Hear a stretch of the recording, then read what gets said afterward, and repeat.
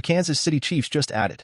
Exactly what the NFL feared, so we're going to be going through that in 3 other stories in today's video, so make sure to like this video, and if you want more Kansas City Chiefs news content like this, make sure to subscribe to the channel by hitting that red button down below. The first story is Kansas City Chiefs RB Jerick McKinnon reportedly has very real chance to play in the Super Bowl. The Kansas City Chiefs are in Las Vegas on Monday as preparations for the Super Bowl outing against the San Francisco 49ers are in full swing as the team takes center stage for opening night festivities. All eyes are on the reigning champions with the most important game of the year on the horizon. One Kansas City player getting plenty of recent attention is running back Jerick McKinnon. Over the weekend, the Chiefs opened the veteran halfback's 21-day practice window and designated him to return from injured reserve. While there are plenty of hoops to jump through, McKinnon is just over a month removed from surgery to correct a core muscle injury and fractured pelvis. His outlook remains something to monitor on Monday. Ian Rappaport of NFL Network provided a fresh update on McKinnon's chances of playing on Sunday. Here's one to watch. Rappaport said Jerick McKinnon has been on injured reserve, had his practice window open. My understanding is they're going to watch him this week, dealing with a groin injury, but there is a very real chance he plays on Sunday. On Saturday, Joshua Briscoe of Arrowhead Report wrote about the boost McKinnon would provide should he be able to play in the Super Bowl. If McKinnon has even a chance of suiting up, there's no harm in opening the practice window with only 8 days left in your season, but just 1 month removed from surgery and with only a few days of pre-Super Bowl practice. It's too soon to assume McKinnon will be available on Sunday. If he can return, it will be an amazing recovery timeline, and the Chiefs would certainly be glad to have him back. Expanding on Briscoe's analysis, this is undoubtedly a significant development for Kansas City's offense when on the field. McKinnon may be the team's second best running back, and in a worst-case scenario, he's an ideal complement to Clyde to Edwards-Helaire working behind Iko. On the depth chart, McKinnon played 264 snaps in 12 games during the regular season, scoring 5 touchdowns as a rusher and receiver, and even throwing for another. While McKinnon's best days are behind him and Father Time has sawed him of some athleticism, he's still a valuable piece to have. His willingness and toughness as a pass blocker combined with his consistency as a receiver makes him a trusted third down option. The next few days will provide additional clarity on whether he can pull off this miraculous comeback in time to finish the season on his terms. Although Rappaport's report isn't the bottom line, it adds to the intrigue of McKinnon's attempted return from IR. The HOV lane has a different name in professional sports. It's called the GOAT lane. It offers speedy and exclusive access for the select few seeking athletic immortality. That's where you'll find Patrick Mahomes, a quarterback, speeding into the Super Bowl if Mahomes prevails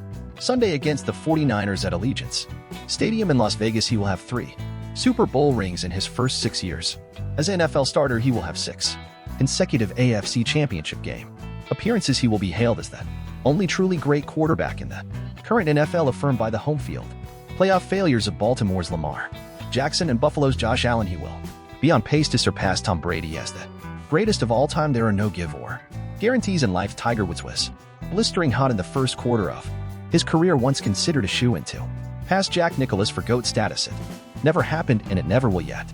Mahomes is already more dynamic, more athletic, and physically tougher than Brady. He has the moxie and the running ability to become a dual threat quarterback in the postseason. He has learned the maturity to manage games and the patience to take and make the easy completions. Chiefs head coach Andy Reid deserves great credit for buffing out the rough spots for the shiny coat of Polish Mahomes is now wearing. The Chiefs quarterback is also making a powerful declaration that nobody can beat him come playoff time, no matter where the game is staged, no matter how ragged or disorienting the Chiefs might appear during the regular season. For years, critics pinned Brady's greatness with an asterisk. Yes, he was clearly the best quarterback of all time. There was nobody smarter, nobody better in the clutch, nobody with a bigger chip on his shoulder, nobody with more jewelry, but Brady never once felt like the greatest football player, not in the bone crunching sense of the word, not like Walter Payton or Lawrence Taylor, but Mahomes could finally unify the title, becoming both the NFL's GOAT and the greatest quarterback in history. When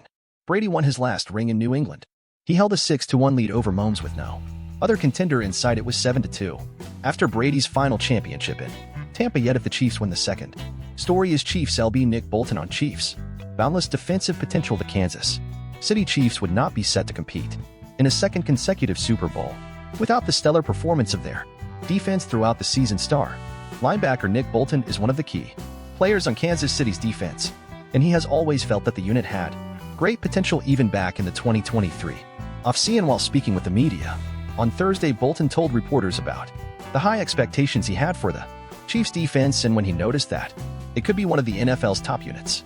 In training camp, I mentioned that we had the opportunity to be a top defense.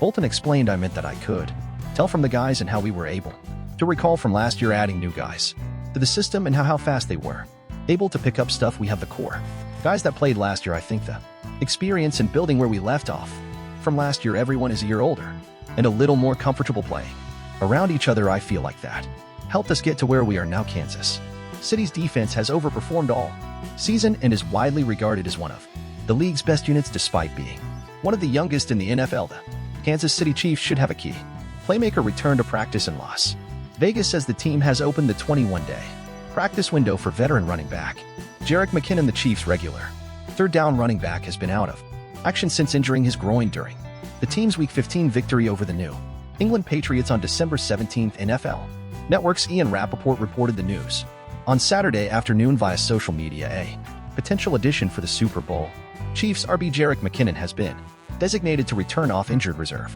Posted Rappaport on X. His practice window is open. McKinnon was placed on Kansas City's injured reserve list on Christmas Eve, less than 24 hours before their Week 16 matchup with the Las Vegas Raiders.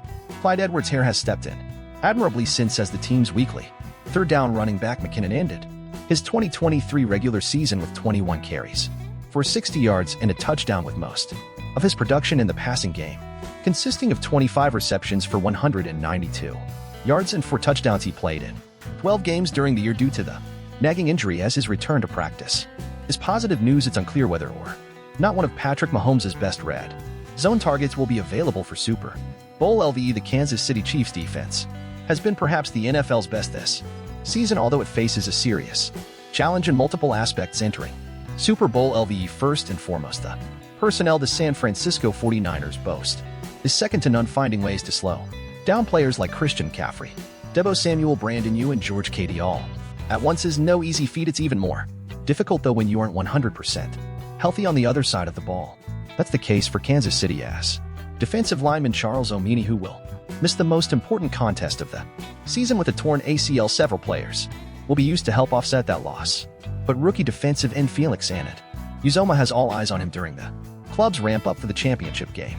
Defensive coordinator Steve Spagnuolo spoke to the media on Friday discussing the team's potential replacement plan for Omenihu. I'll tell you, don't replace that height and that length that he has, but we'll get guys to step in. There's Spagnuolo said Felix will probably have to step in. Everybody has to up their game in a Super Bowl anyway. Hopefully, like last week, I think it was decent in the first half where we didn't have to play as many plays. If the play count gets up, that's where it gets tough. For George G. Karras, the third story is a split-second decision helped Deon Bush. Kansas City Chiefs returned to Super Bowl. He wanted to bring it out of the end zone and run it back to glory instead. Chief safety Deon Bush turned in one of the biggest moments in last week's AFC Championship game by making the smart football move and surrendering himself after an interception. The play early in the fourth quarter against the Baltimore Ravens allowed the Chiefs to maintain a 10-point lead in a game they won 17-10, and that outcome sends the Chiefs to Super Bowl LVE to face the San Francisco 49ers on Sunday. Fay 11 on the all-important play. Bush, who had just entered the game on defense after an injury to Mike Edwards, undercut Isaiah Likely's route, likely wave at his arm to get quarterback Lamar Jackson's attention, but it was Bush who came down with the catch. No return, although Bush might have considered it for a split second. I wanted to, he said. I really wanted to, but I saw closing in on me, so I went down. It was the safe play. The temptation to make a bigger splash would have understandable for a player who logged merely 3 defensive snaps in the game. Bush got just 8 defensive snaps during the regular season, appearing in 6 games, mostly on special teams, but he was needed last weekend, and next man up never seemed more relevant. Although he doesn't play often, Bush made a veteran play. He played it perfectly. Chiefs defensive coordinator Steve Spagnuolo said he had the right eyes for it. He helped on one side and took that away and made himself available. He almost made a mistake and started running out of the end zone. Then he remembered it was a big play. The